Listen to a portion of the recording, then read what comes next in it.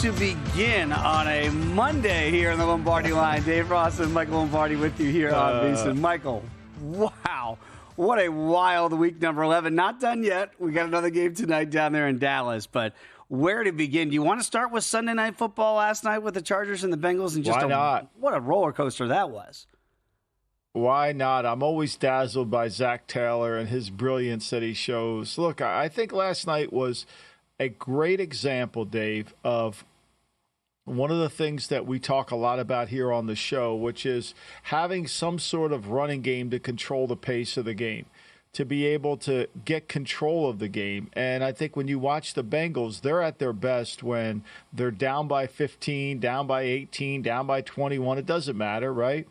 That's when they have a license to throw it all over the lot, and they never can really get control of the game, even when they get back into the game. I mean, they have such an explosive offense, but the problem is when the game becomes tight, they can't handle it. And I think when you watch the end of that game and they get the ball back with 1:25 to go in the game, they make a great stop defensively. What do you want to have happen? You want to either get to overtime or you want to kick a field goal. But you got to be careful how you play that. And, of course, because they have no running games, Joe Burrow runs for 12 yards on the first down, which then starts the clock. But then, of course, they're going so fast that the next thing you know, the Chargers have the ball with 55 seconds left to go in the game and wonder why we lose. Yeah, it's amazing. So it's just a fun. It's just, to me, how they don't understand situational football under Zach Taylor's leadership. To have multiple possessions inside the 2-minute warning was, I just don't know that I've seen that before, to your point, Michael, of not being able to control it. And, down 27-6, you come back and tie it. McPherson misses 2 field goals in the fourth quarter. And it's the old, adage of good teams find ways to win. Bad teams, now the Bengals, just look at the record, they find ways to lose. Jamar Chase, who had a couple touchdowns in that loss yesterday, Michael, was asked as to why they keep losing these close games. Listen to their star receiver. How do I do it? I don't know. Ask Zach. Ask the coaches. Don't ask me. That's not my job. To finish? I play football on the field. I don't call plays for us, so I can't really do nothing.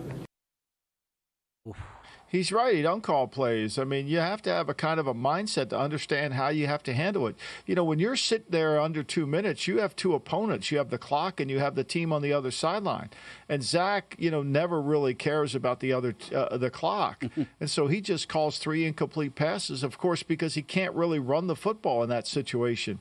But what you want to be able to do is get the game to overtime at least, right? You want to have that opportunity because if you win the toss with your offense, maybe you could turn the game around. Look, McPherson disappointed him. We had a lot of kickers disappoint him. David, yesterday I had the 4-box on my big screen TV, and I'm watching the Rams play. I'm watching the Rams play the Patriots, and I'm watching the Browns play the Saints, and both the Browns and the Rams had the ball inside the 10-yard line. They both had 7 seconds to go.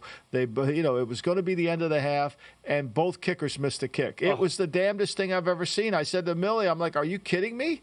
And I was on both sides that missed the kick there, and unfortunately that was a tough one, idiot pick for me on the Browns, but we won't go there right now. But I just think, to me, yesterday was a day of kickers that reverted back to the norm that we're used to seeing, right? Yeah, it's amazing. We did see a lot of 50-yarders in Pittsburgh. We'll get to that as well. But you're right. Those I think it was 27 and 26-yarders, almost simultaneous, to your point, Michael. I'm watching those here at the station here at Circus Sports, and I'm going, what's going on with some of these short kicks? You got to make these.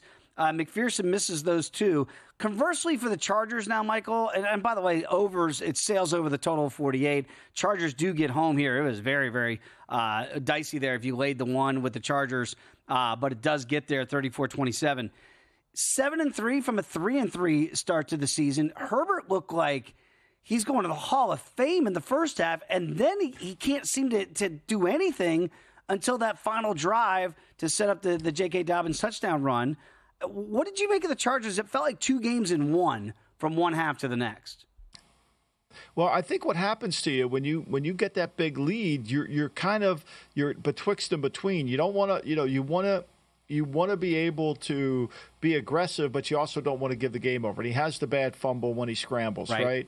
And I think ultimately at the end of the day, when you're playing a team like the Bengals, you have to go in at halftime and say the score 0-0 because the Bengals want to play with they don't mind playing from behind. They love that. It really takes the pressure off of them because then they can throw it every snap. There's no read. Then they're a nickel team, right? I mean, they got a nickel running back in Chad Brown. They're in 3 receivers, even though they have 2 tight ends on the field. Both tight ends can't block anybody, Gesicki and the other kid. So, to me, it's about they just want to throw it, and everything comes down to Joe Burrow being great. There's no physicality to their team. There's no mental toughness to their team. I think this is another example of the Chargers just having great mental toughness, right? Yeah. I mean, you give up a big lead in the fourth quarter, and all of a sudden, you could wilt. You think if Brendan Staley was under that leadership? Well, we've seen it before. When they went down to Jacksonville, they had the big lead, and they gave it back up. But not under Jim Harbaugh's leadership will they do that. I mean, to me, it's pretty clear. Harbaugh, 5th seed right now. Sean Payton, 7th seed in the league, right? I mean, you pay for these good coaches, you're going to get rewarded. Meanwhile, we watched some of the dazzling performance, whether it was, Antonio Pierce's taking notes down there in Miami. Cleveland is a disaster. They're just completely bad. And so there's so many bad situations right now. Yeah, you make the point. It's a great point. Coaching matters, and you see it with the Chargers right now. By the way, the Bengals now with that loss, Michael, they go to plus 350 to make the postseason. We just keep. Yeah. We're going to keep. Well, they're the 10th seed right now, Dave. They're the 10th seed. They got 4 wins. I mean, it's still probable that they could do something. But man, whenever when they play good physical teams like this, it's hard. Look, Denver's the 7th seed at 6-5. I think Denver proved a point. I mean, Atlanta.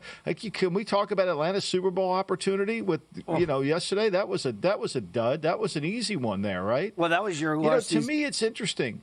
Yeah, the Jurg Larson smooth bet of the week. It's interesting. Mm-hmm. Yeah, it was as smooth as could be, just like larceny is. I mean, it was as good as it gets, right?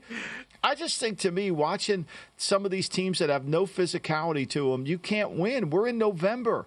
We're the gales of November. I mean, look, you got to be able to have some physicality. You got to have some toughness.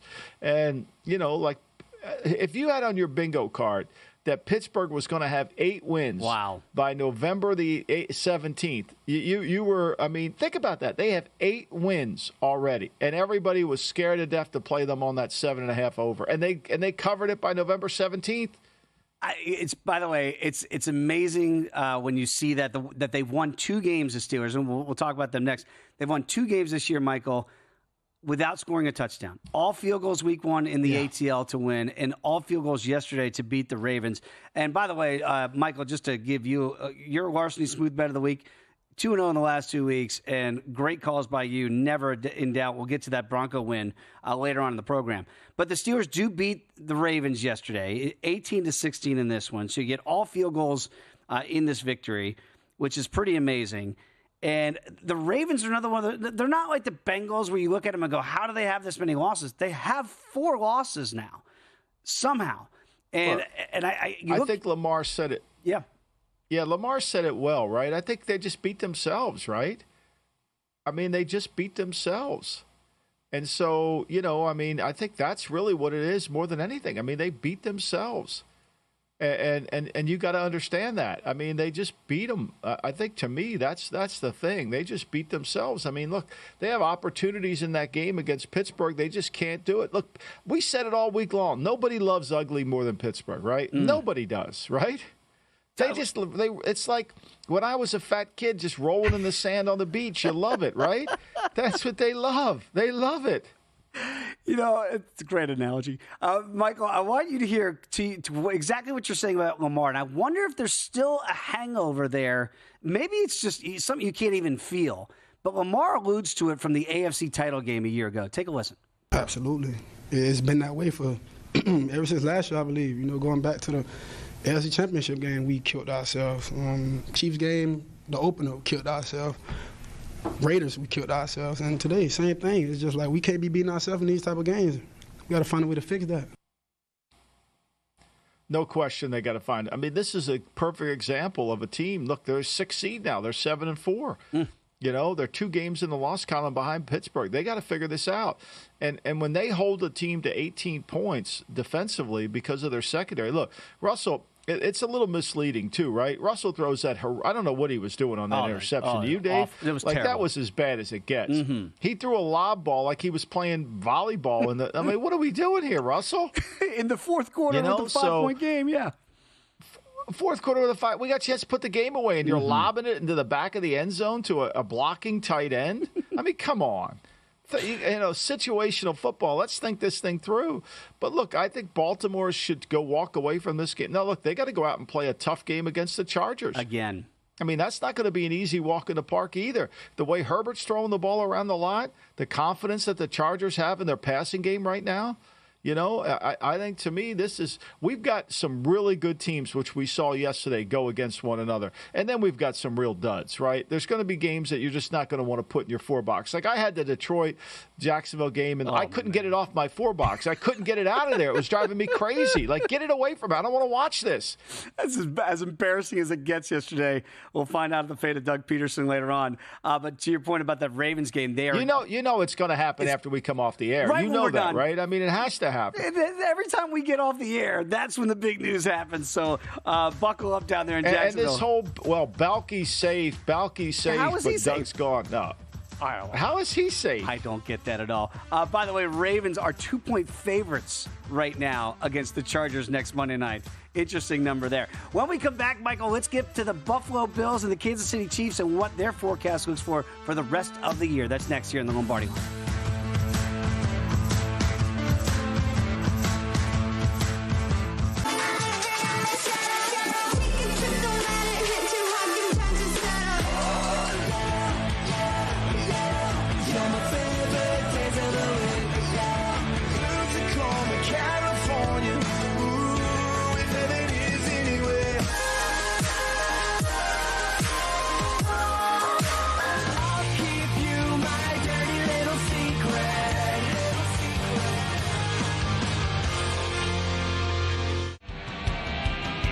Coming up Monday on Follow the Money, we recap a great weekend of football action. We preview Monday Night Football and the fight. What happened? The props, the handle. Follow the Money weekdays, 4 to 7 Eastern on VSiN, the Sports Betting Network. Want to see who at VSiN is on a hot streak? Go to VSiN.com/picks to see all the selections and weekly leaderboard of VSiN hosts, writers, and guests. Become a VSiN Pro subscriber and get every pick sent to your inbox daily. Just head to VSiN.com/pro. So, Paulie, have you had a chance to read the VSiN Daily yet? Yeah, came in at 3 a.m. What's Bill doing up that late? Well, rumor has it, it starts off with a 12-hour meditation session. Then he just pours himself over film and live TV, really focusing and taking it all in. Bill's in with the biggest insiders, talking trade secrets, strategies, the whole nine, absorbing the info. And then and only then can the writing process begin.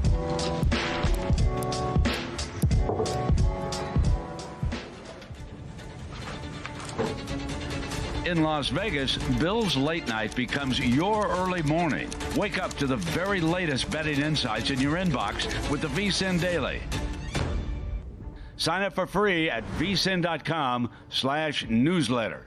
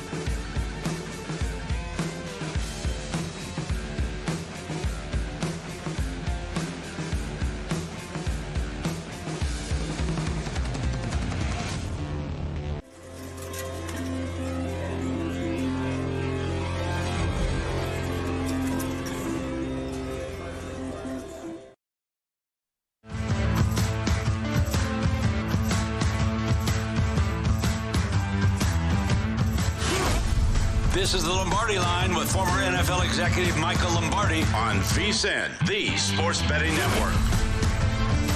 Back here with Michael Lombardi. I am Dave Ross here at Circus Sports, fabulous Las Vegas, Nevada. And Michael, I don't know why this Monday feels different than some of the others for our shows here in the Lombardi Line. But after Week 11, and again, one more game to get to tonight with Houston and Dallas, it just feels like, man, there were a lot of ripple effects from the NFL yesterday. I don't know if it's the biggest ripple that we saw. It's Lake Erie up there in Buffalo, right? Right off of Lake Erie? That's the ripple effect, isn't it? Yeah, it's all Lake Erie. It's Absolutely, Lake Erie, it's Lake right? Erie. I'm bad with geography, Michael.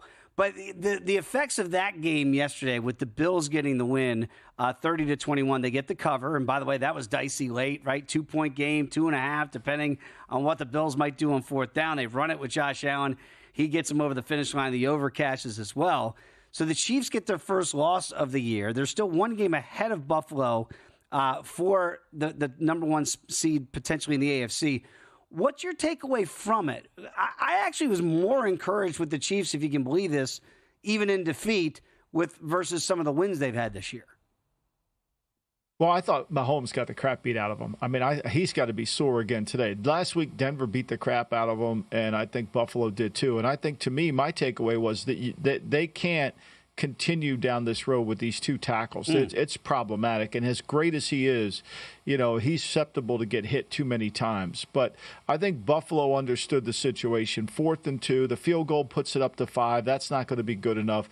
You had to make a play. I thought the third down call before this was a horrible call. Run the ball in. I mean, you got to put the ball in Josh Allen's hands at least 2 times, right, to get you the first down somehow, some way, right? And I thought that was. But, look, I think the Bills did exactly what they needed to do. They understand how to attack the Steve Spagnuolo offense. I thought Amari Cooper was great. They spread the ball around. You could just feel that Buffalo doesn't feel burdened to have to get the ball to one receiver, right? Shakir is such a good player. I mean, he's become Wes Welker in this league. He really has. Danny Amendola, Julian Edelman. I mean, to me, he looks like that type of player. He's tough. He runs with it well after the catch. So, yeah, I mean, I think Kansas City needed this loss, really, to be honest with you, because you're going to keep, at some point, you just can't keep winning games when you're not playing your A game, which is the opposite of what Detroit does. Detroit plays to a standard that they set, not the standard of their opponent, right? And I think that Kansas City has to kind of find a way to get back. But even when they don't play their A game, like you mentioned, they're still in this damn thing, right? They're right there. They had a chance, and you and I both know if he doesn't score that touchdown, he's going to bring the ball back. Absolutely.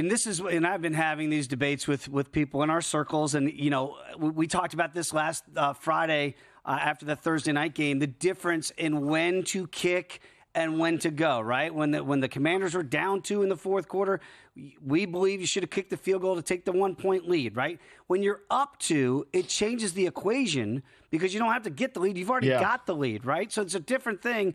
And going up 5, I think Josh Allen is picking up what we're putting down, Michael. Here's what the quarterback had to say about that big fourth down play. Anytime you give the ball back to Pat and that offense, down 6 with the game on the line, I'll tell you what, they like their odds in that situation. So wanting to get 6 or 7 to try to make it a 2-score game, and our defense bowed up there at the end, and a heck of a play by TB. Yeah, I think that's right. I mean, you don't want to give them the ball back. I think the perfect example was in the Seattle-San Francisco game that relates to this game, right? Yep. San Francisco has the ball. They're up 17-13. There's like 4 minutes to go in the game. They get a first down on the first down run, and then they stall out at midfield, and they punt the ball back, and, they just don't have enough defense. I mean, Nick Bosa's out of the game at that point, right? So they lost their best pass rusher. They don't really have they don't have any depth in their defensive line. And Seattle they were tired, and so Seattle's able 2 runs by Geno Smith brings it back down the field, and they beat them. And you say, well, the Niners just aren't the same team as they were last year. They got too many injuries. They're not as fast offensively. But in that situation, I think if Kyle, when he looks back on it, he's probably saying to himself, damn it, I needed to win the game here. There's certain points where you have to win the game, right? Yep. And there was an opportunity here to win the game 17-13.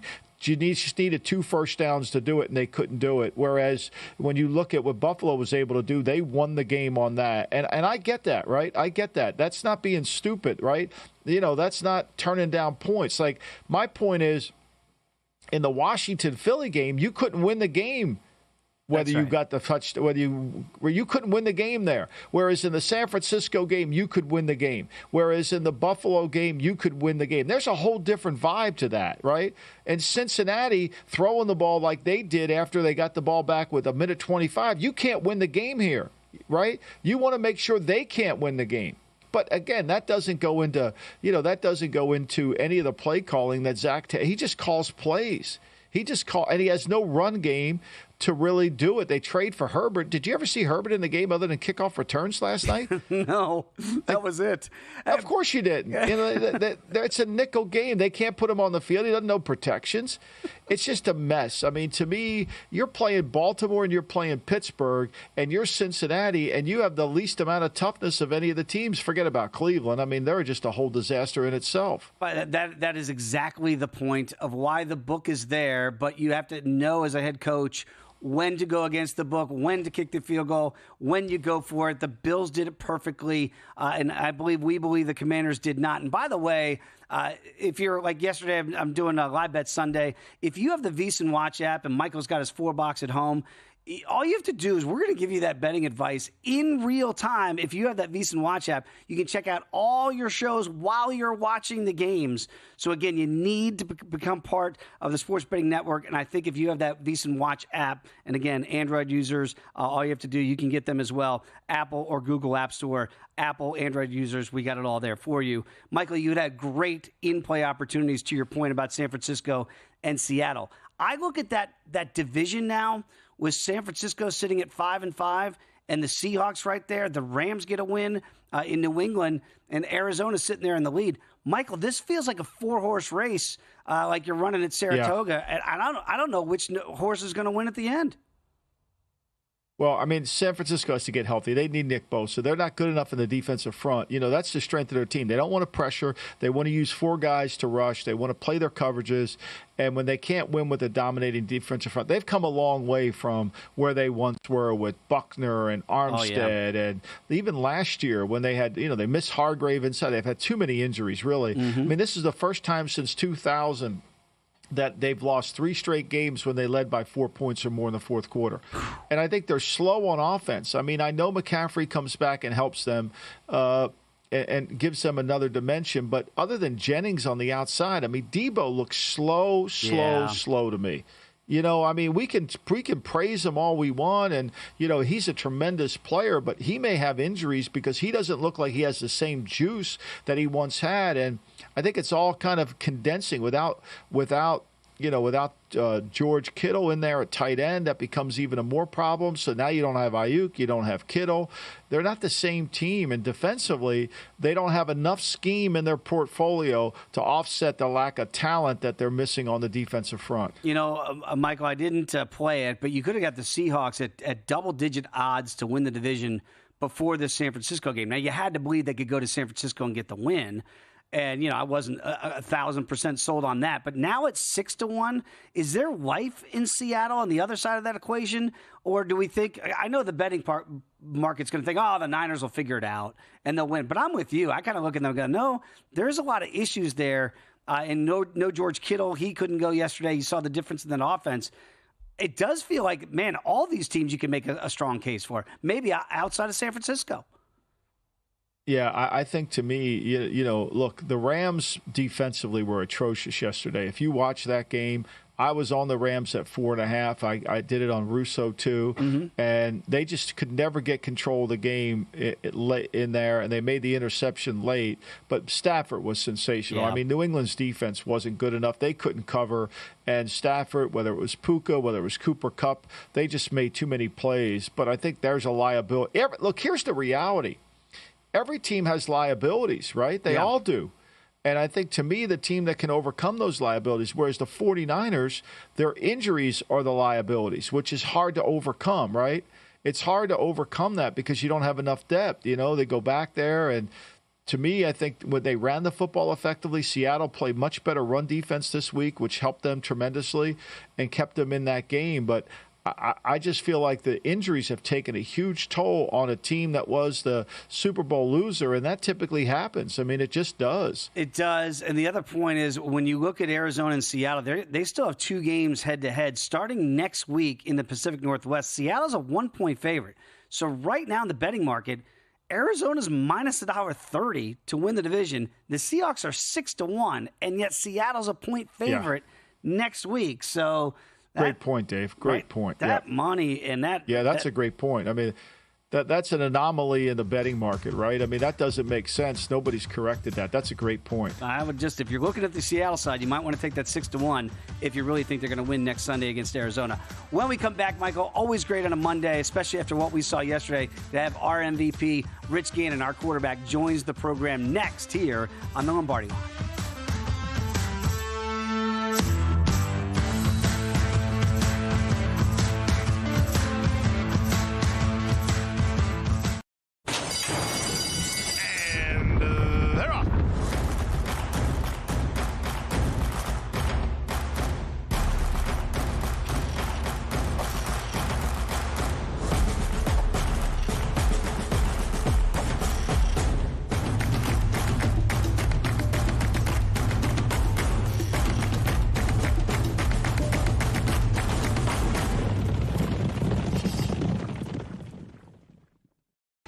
Sports betting game with VSiN's exclusive betting splits. Stay ahead with real-time market trends and track bet percentages on any matchup, then uncover the edge by comparing them to the amount of bets placed to find out where the sharp money is headed. Upgrade to VSiN Pro to access betting splits, live odds, line moves, power ratings, and in-depth game analysis. Go to VSiN.com/pro to join VSiN, the sports betting network.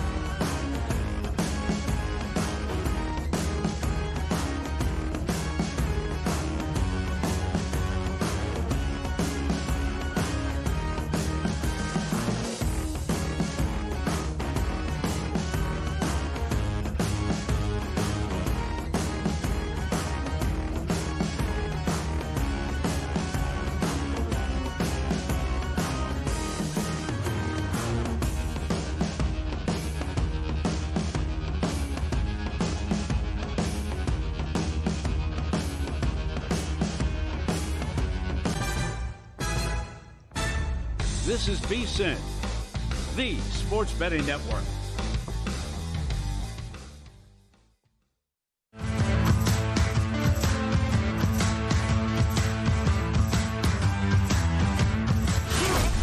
This is the Lombardi Line with former NFL executive Michael Lombardi on VSiN, the Sports Betting Network.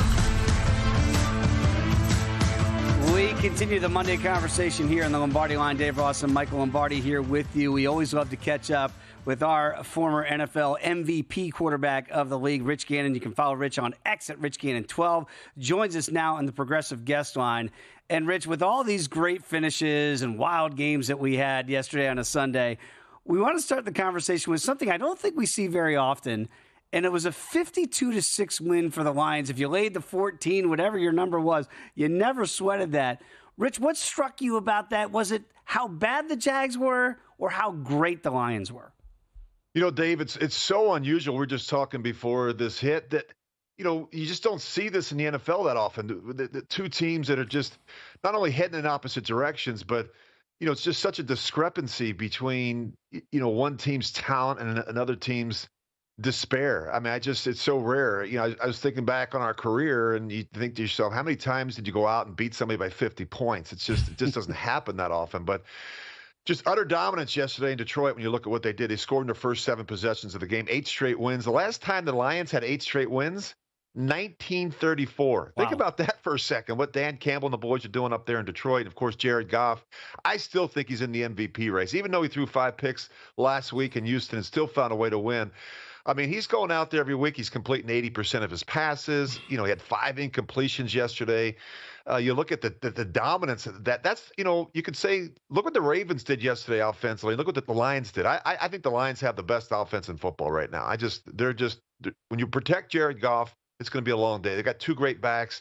Heck, the tight end didn't even play yesterday. They had 475 yards more offense than Jacksonville did. 645 yards of offense.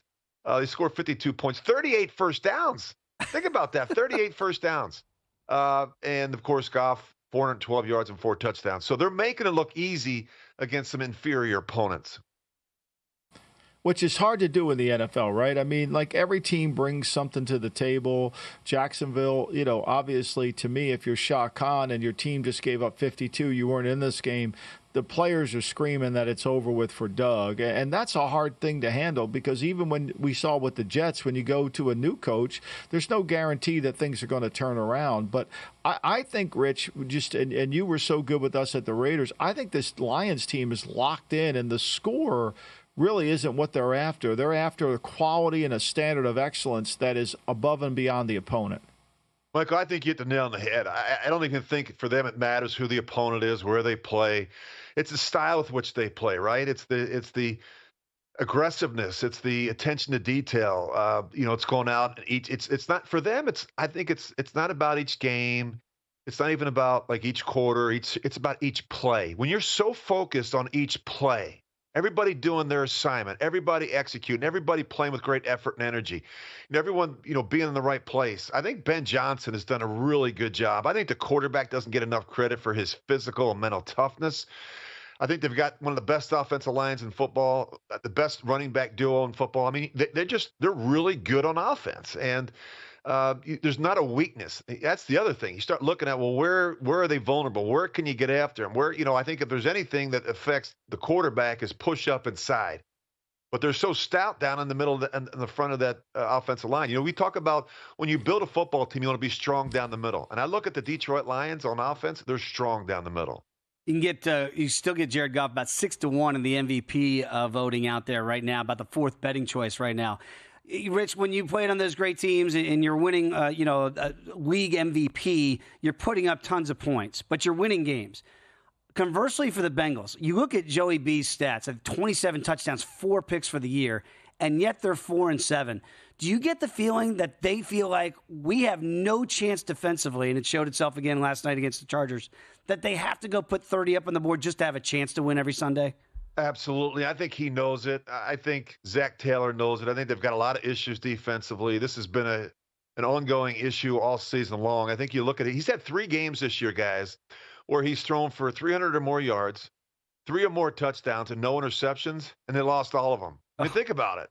It's just, even you just look at every week. It's just they find ways to lose games. I think when you really look under the hood, Jamar Chase made a few comments after the game that to me would be very disturbing if I were a teammate or a head coach. He was asked about the finishes. He said, "That's not my job. Not finishing. You talk to the coach." He was asked about the kicker. He said he's paid to make those kicks.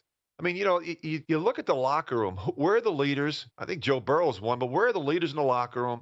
What's the culture and the environment like? How do they handle losing? What's their practice schedule look? What's their practices look like?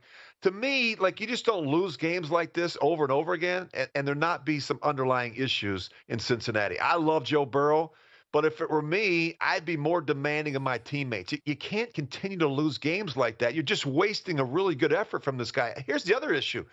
That guy is capable of winning multiple Super Bowls, and you ain't going to win one unless you can fix what's going on around him.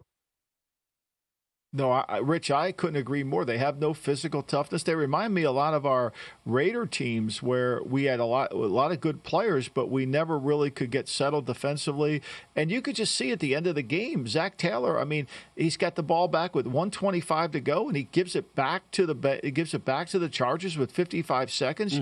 You knew he wasn't going to do something good. This is the second game in a row where in the last minute he has a chance to either win the game or go to overtime, and he does it. In Baltimore, he did the same thing. So I think, to me, that locker room is sending messages to the front office that they don't have confidence in Zach Taylor. And losing Brian Callahan, I think, was significant. They saw the game the same way. He was his offensive coordinator. He was involved, obviously, in some of the decision-making. And so I think he's doing a lot himself. I don't know who he has in his ear right now. But, Michael, you brought up something very interesting. You talk about great players. There's a lot of teams out there that have really good rosters, but they don't win. I was thinking about the Jets yesterday and say, well, they go out and get this guy, and they go out and get this guy, and this looks pretty good. In the beginning of the season, you got all these players, but you don't have a culture and an environment. You don't have a system of football. You don't have a system of doing things, and so it doesn't work. Just an accumulation of all-star players in this league doesn't work. You have to have great coaches. You have to have a great system. You have great communication. Well, you know what it's like. You've been on championship teams. And I was thinking about when I was watching what happened in Jacksonville. I think there's some bad coaching going on. I think there's some bad playing going on. I think there's some bad owners going on. And I was just for the sake of, I was sitting there watching games, and I pulled out my phone, and I'm just looking at all 32 teams. I came up with 10 owners I think are really bad. Think about that. We've got 32. Yeah, that's right. 10 to 12 that are really bad, that don't know what they're doing, that waste a lot of money, that make so many poor decisions, that hire the wrong coaches, then fire them, pick the wrong players, pick the wrong general managers. I mean, it's, and look, and there's only 32 teams. If you got 12 of these owners that don't know what they're doing, you got a bad product. And I think right now we have a bad product. I mean, there's some good teams, don't get me wrong, but, when you're halfway through the season, you have 9 2-win teams. It tells you a little something about the product and who's making those decisions. Great point. And, guys, you mentioned it with Detroit and that thumping in Jacksonville. They have flipped now to the favorites to win the Super Bowl, plus 350. The Chiefs, Rich, with that first loss, fall to plus 450 in the betting market. What's your takeaway? Because the Bills are 6-1, and they're still a game behind Kansas City, ultimately for that number 1 seed in the AFC. What's your takeaway from Kansas City? Was it more about Buffalo or more about what the Chiefs couldn't do? I don't know that I was overly surprised in this game. Look, Kansas City has their issues. They know what there are. They're trying to address them. They're trying to get to the finish line and get into the postseason where they can do what they normally do and get on a roll. But they do have some issues. There's no question about it. I think mostly, in my opinion, offensively. And I think, that's something that Andy's trying to address. I mean, the tight end had 2 catches yesterday. I think they're trying to pick and choose each week in terms of game plans. The quarterback turned it over a couple times yesterday. He's not had a great season. And I think Buffalo, they're tough at home. They're 5-0 at home. They've won 6 straight. They've scored 30 points or more, guys, in 8 games this year. Think about that. 8 games this year. That's the most in the NFL. So, and the quarterback, look, there's a handful of players in the NFL that have the ability to put the team on their shoulders. We saw 2 of them yesterday, Patrick Mahomes and Josh Allen. That 4th and 2 run, I mean, my wife said, "Oh, he runs like you." I said, "No, he doesn't." I said, "He's 6'5", he's 235 pounds, and he's a bad man. When he runs, he's like a tight end with speed going down the middle of the field." There's just not a lot of players in our game like Josh Allen. Yeah, there's no question. And, when the ball's not in his hands at critical times, you wonder. Like that third down call, Rich, I was like, what are we doing here? But the fourth down call, that puts all the pressure on Spags. I couldn't agree with you more. I mean, you had more quickness than he did, but my Lord, this is a big man runner. He's dangerous. He's a pretty special player. And, the other thing about Josh this year, guys, just 5 picks in 11 games. He's done a much better job with ball security.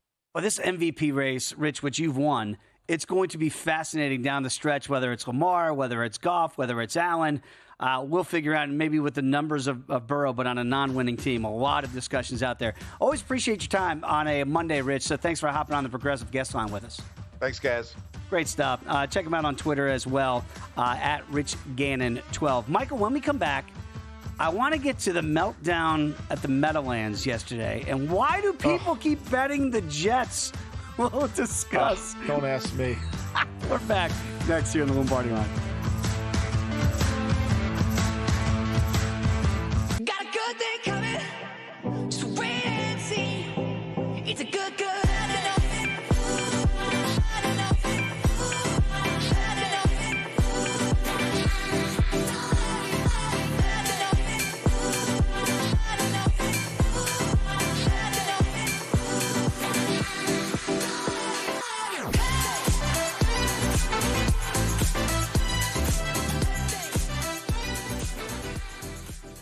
You spoke, we listened. Introducing the all-new VSiN Watch app.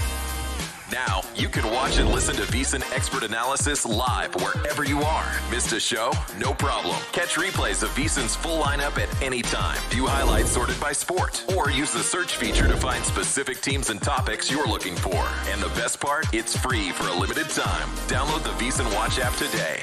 Available now on the App Store and Google Play. And join us on the Sports Betting Network.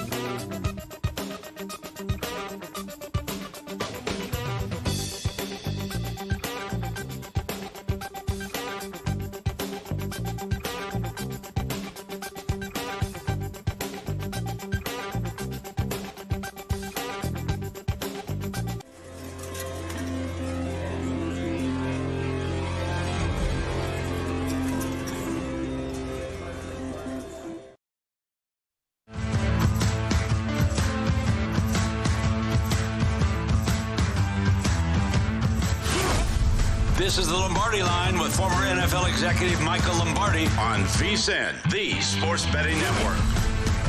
We continue the Monday conversation here in the Lombardi Line. Dave Ross and Michael Lombardi with you. Michael, you know how X is, social media, right? They don't want us to ever give the flowers. But I think you should give flowers when you nail picks. You went 3-0. By the way, if you're not a VSiN Pro subscriber, you could have had access to your picks, Michael, this week in the blowouts. Like, you saw these things for what they were. And sometimes I think people don't see what is right there in front of them. And I'm getting back to the Jets on this. You and I talked about it all last week. Like, why are the Jets favored by 4 against anybody, let alone the Colts? I know that Elliot Bowman, our esteemed producer, he's on cloud 9 today. It's the redemption game for Anthony Richardson. Was it more about the Colts or more about the Jets yesterday to you? Well, the line actually was, I think it was 3 or 2.5, and it went to 4 when they announced Richardson. Like Flacco was playing good, right? Which made no sense at all. This card this week, to me, I think what we have to do, and this is the perfect example, is that I made this mistake last week too. In Russo's contest, for some reason, I got convinced that the Browns were going to play good. Coming off the bye, I felt like the Saints would reach it, and I took the Saints stupid. I wanted to take Minnesota, didn't take Minnesota. I wanted to take the Broncos. He took the Falcons, so it took me off the hook, right? And I wanted to, and I felt like I felt like if I took the he took the Ravens, so. Ooh. When he takes teams that I want to go the other side, I let him have it because, if I'm right, I win 2 right there. And if I'm wrong, then I'm wrong, right? And I don't get caught with the losses. So for me, that's what kind of hit me, and that's what kind of led me down to take the Browns as the last pick. But I think, and I should have taken Minnesota instead because I loved Minnesota all week. I didn't understand why that was under a touchdown. But I think that what we've got to learn in this week's card is these teams are, what Rich just said, are so bad that they're not really inclined to pull an upset, right? You got to go with good coaches and good quarterbacks. And I went with Kevin Stefanski and Jameis Winston. I'm not saying Darren Rizzi's a great coach or Derek Carr. I just felt like what I went with in that game where I was wrong was I went with Jim Schwartz's defense being able to turn the ball over. That didn't happen, right? Yeah. And so I think to me, the card as it comes out, I think you've got to really be careful to look at it. And now what we learned is these point spreads, like Seattle, I thought Seattle at 6.5 was too many points. Just too many points, right? That's a close game. You got to play the team. I don't think San Francisco is as good as they once were. I think their power rating isn't as good, and you've got to adjust it. So there's certain games you got to look at and say, wait a minute, this doesn't make any sense. And I think the line is clear. Like Tampa's going to New York Giants next week. They're -3. Like I don't know how that line doesn't get up to 4. I know Tampa's not great, but the Giants won't stop Tampa from moving the football. And the Giants will have a hard time blocking Tampa. There's certain teams that are just bad in this league. I mean, think about this. Dave, Dallas is going to open up as a 10-point dog on the road in Washington next week. Wow. Yeah, and again, we'll find out what the Cowboys do tonight, getting 7 at home against the Texans. But that's a great... Well, they're not going to score. That's the problem. How are the Cowboys going to score points unless the Texans give them the game? I mean, how are they going to score with Cooper Rush at quarterback? They have no run game. Now, CeeDee Lamb's a game-time decision tonight. Well, he has to go. We don't know if he's going to play. Right.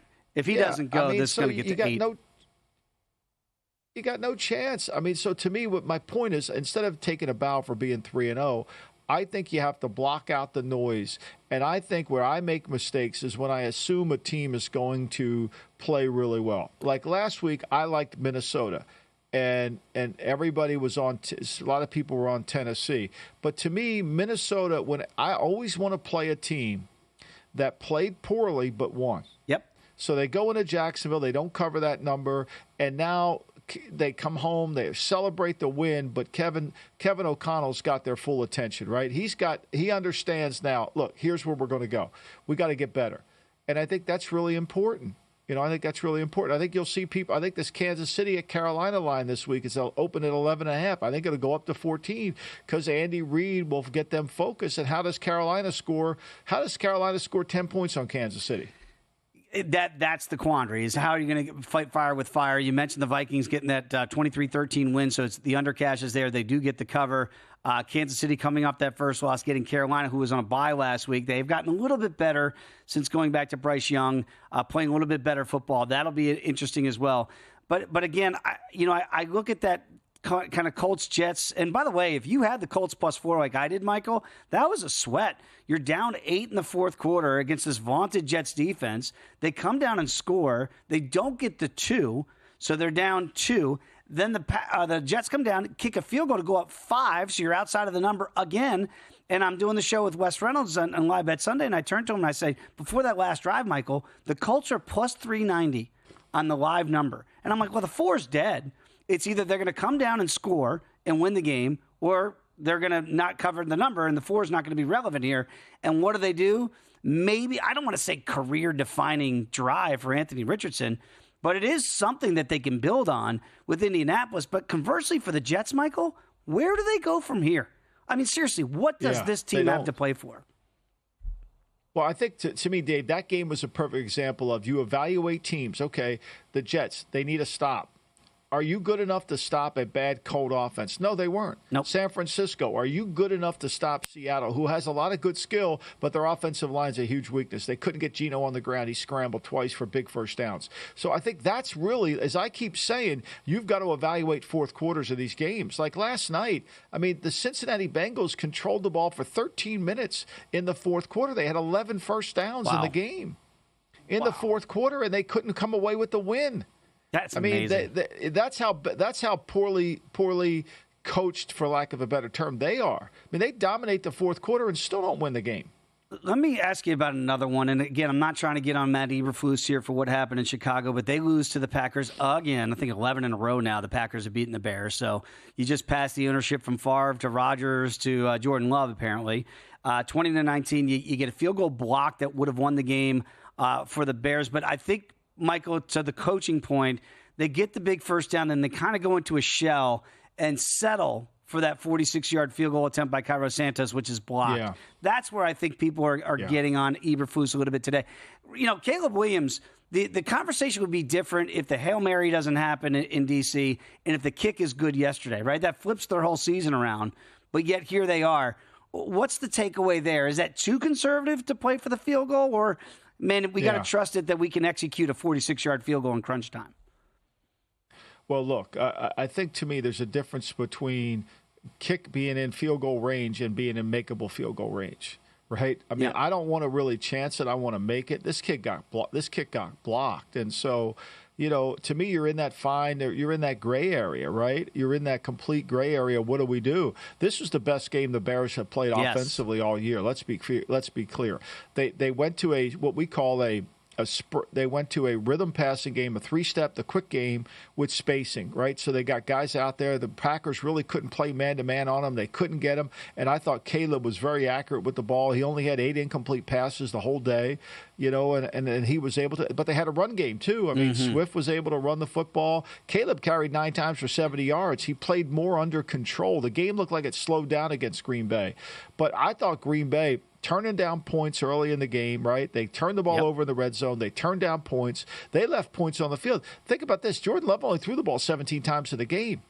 They only threw it 17 times in the game.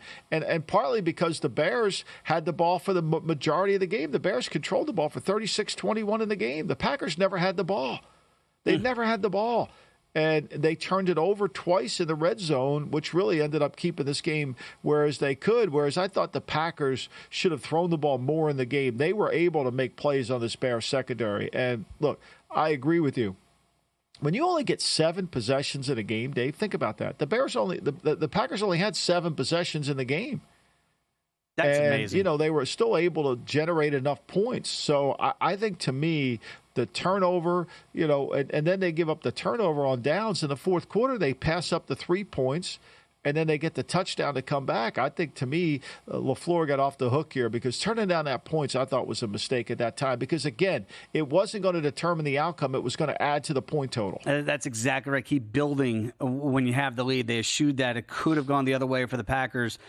They escaped. If you remember last Thanksgiving, the Packers got a big win in Detroit, And then now we have a new thing in America. We got Black Friday football, right? Well, we got a Black Friday special for you the day after Thanksgiving here at VSiN. Through May 1st, you can get access to VSiN Pro for just $60 daily best bets. You could have got Michael's 3-0 card for those blowouts, baby. Unlimited access to our exclusive betting splits from DraftKings, and Circa is added to it as well. 24/7 video access, of course, all the way through the Super Bowl, March Madness. VSiN.com/subscribe to sign up for our Black Friday special. Do it now. That's VSIN.com/subscribe. Michael, we got a lot to get to in hour number 2, including a trip down to our guy, Carl Johnson, to figure out how the books did as well over the weekend. So buckle up, everybody. Hour number 2 straight ahead here on the Lombardi Line.